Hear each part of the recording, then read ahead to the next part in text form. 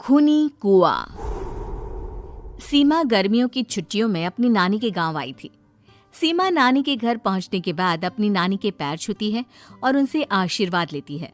तभी उसकी नानी उससे कहती है, इतनी बड़ी हो गई मेरी सीमा, चल जल्दी से हाथ मुंह धो ले, मैं तेरे लिए खाना लगा देती हूँ।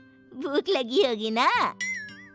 हाँ नानी, भूख तो लग रही है मुझे, आपके हाथ के बने हुए पीले दाल और चावल खाने की। कितना टाइम हो गया है मुझे आपके हाथ का बना हुआ दाल चावल खाए हुए। तू तो नौकरी में व्यस्त थी, तो तुझे कहाँ से टाइम मिलेगा अपनी नानी के लिए? और जब इतने टाइम बाद आई है तो ज्यादा टाइम के लिए रुक कर जाएगी तू। हाँ नानी, इस बार पूरे 2 महीने के लिए आई हूँ। सीमा की नानी अंदर जाकर उसके लिए खाना बनाने लगती है। सीमा कमरे में अकेली होती है, तभी उसे किसी औरत के रोने की आवाज सुनाई देती है। वो कभी खिड़की से बाहर झांकती है तो कभी दरवाजे से बाहर झांकती है।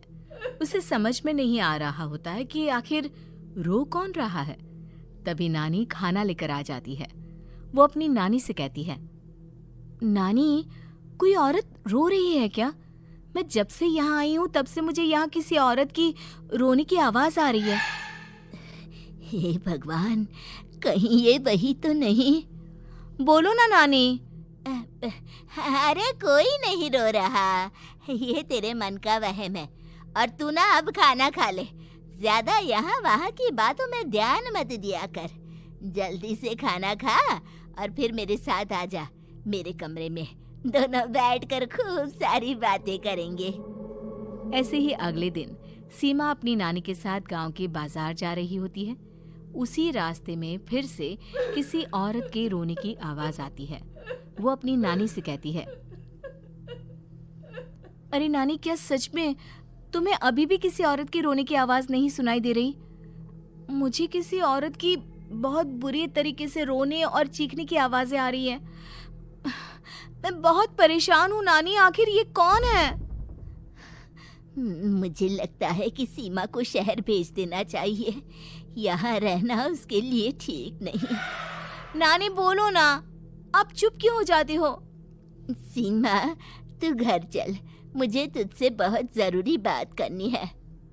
नानी सीमा को घर ले आती है और सीमा से कहती है, सीमा, कल सुबह तू शहर वापस चली जाएगी। अरे अचानक? आखिर क्या बात है नानी, आप मुझे ऐसे जाने को क्यों कह रही हो? मैं बस जो कह रही हूँ उस पर ध्यान दे। तू कल सुबह यहाँ से चली जाएगी, और ये बात मैं कोई मजाक में नहीं बोल रही। तू कल जाएगी तो मतलब जाएगी। अरे नानी, चली जाऊंगी मैं, ठीक है, पर आखिर बात क्या है ये तो बता दो। मम्मी से कोई बात हुई है या फिर मुझसे कोई गलती हुई है जो तुम मुझे अचानक से जाने के लिए बोल रही हो? देख सीमा, रात बहुत हो चुकी है और मुझे इस बारे में कोई बात नहीं करनी। चल, अब चल के मेरे साथ सो जा। सुबह की बस पकड़कर तुझे शहर भी तो जाना है। सीमा को अपनी नानी का ऐसा व्यवहार देखकर बहुत ही अजीब लगता है। उसे कुछ समझ में नहीं आ रहा होता है कि आखिर उसकी नानी उसे अचानक से गांव छोड़कर जाने के लिए क्यों कह रही है। ये सारी बातें सोचते सोचते सीमा की आंख लग जाती है और वो अपनी नानी के साथ सो जाती है। ऐसे ही आधी रात को सीमा को फिर से किसी औरत की रोने की आवाज सुनाई देती है। वो उस औरत की आवाज सुनकर बार बार करवटें बदल रही होती है और तभी उसे सपने में भी एक अजीब सी औरत की परछाई दिखाई देती है, जो इतना चीख चीख कर रो रही होती है कि सीमा डरकर उठ जाती है। वो पूरे पसीने पसीने हो रही होती है। वो अपने आसपास देखती है तो घर में बिल्कुल शांति का माहौल होता है। सीमा घबरा जाती है। वो अपनी नानी को जगाने की कोशिश करती है, मगर उसकी नानी नहीं जगती। सीमा को फिर से उस औरत की रोने की आवाज सुनाई देती है। आखिरकार सीमा अपने आप को रोक नहीं पाती और वो घर का दरवाजा खोलकर बाहर निकलती है। आखिर ये माजरा क्या है? आज तो मैं पता करके रहूंगी।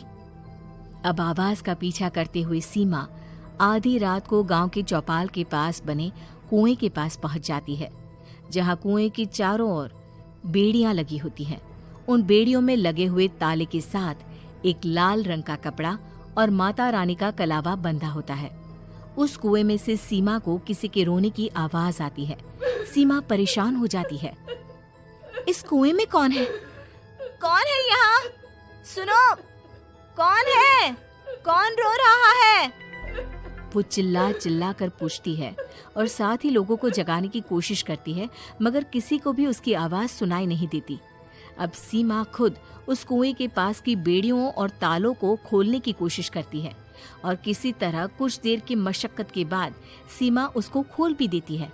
और जैसे ही वो कुआं खोलकर उसके अंदर झांकती है, सीमा उस कुएं में गिर जाती है। इतने में उसकी नानी की नींद भी खुल जाती है और सीमा को पास ना देखकर नानी परेशान हो जाती है। नानी घबराकर पूरे घर में उसे ढूंढने की कोशिश करती है, जिसके बाद उसकी नानी और सभी लोग उस खूनी कुएं के पास जाते हैं और सीमा की नानी कुएं के पास खड़ी होती है। सभी गांव वालों और सीमा की नानी को सीमा के चिल्लाने की आवाज आती है। बचाओ, कोई मुझे बचाओ। मेरी बच्ची, हम आ गए, हम तुझे बचा लेंगे। नानी, मुझे यहाँ बहुत डर लग रहा है। यहाँ इंसान की कटी हुई मुंडिया, हाथ, पैर और कंकाल है और खून भी है। नानी, मुझे डर लग रहा है। आप सब मेरी मदद कीजिए, नहीं तो ये खूनी कुआं मेरी बच्ची को भी खा जाएगा। अरे मुझे तो ये समझ में नहीं आ रहा कि आखिर इस खूनी कुएं को खोला किसने। सालों पहले इसको इतनी मुश्किलों के बाद तांत्रिक बाबा ने बंद किया था। अरे पूरा गांव खूनी कुएं के बारे में अच्छे से जानता है, तो कोई भी जानबूझकर तो ऐसा करेगा नहीं। मतलब किसी ने अनजाने में इसे खोल दिया है भैया। सीमा को इस बारे में मालूम नहीं था और जब से वो यहाँ आई थी तभी से उसे किसी औरत के रोने की आवाजें भी सुनाई दे रही थी। कहीं सीमा ने ही तो उसे नहीं खोला। अगर ऐसा है तो फिर सीमा का बचना बहुत मुश्किल है। वहीं कुएं के अंदर सीमा रोते हुए बैठी होती है कि उसे आवाज सुनाई देती है जो कुएं के बाहर खड़े गांव वालों में से किसी को सुनाई नहीं देता।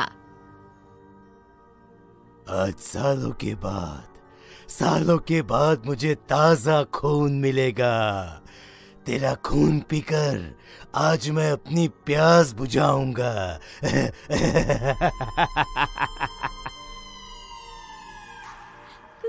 कौन है? मत मारो प्लीज, मुझे जाने दो प्लीज। मैंने किसी का क्या बिगाड़ा है? वो तुझे मरने के बाद पता चल ही जाएगा। जितने में गांव वाले और सीमा की नानी कुछ सोच पाते, उतने में उन्हें सीमा के चिल्लाने की आवाज आती है और अगले ही पल सब शांत हो जाता है। क्या हुआ? सीमा, मेरी बेटी। माफ करना बहन, लेकिन अब सीमा वापस नहीं आएगी। हमें एक बार फिर से कुएं को बंद करना होगा। गांव वाले तभी तांत्रिक को बुला कर लाते हैं। एक बार फिर अपनी शक्ति से तांत्रिक बाबा उस कुएं को हमेशा हमेशा के लिए बंद कर देते हैं और वहां एक बोर्ड लगा दिया जाता है कि यहाँ आना मना है।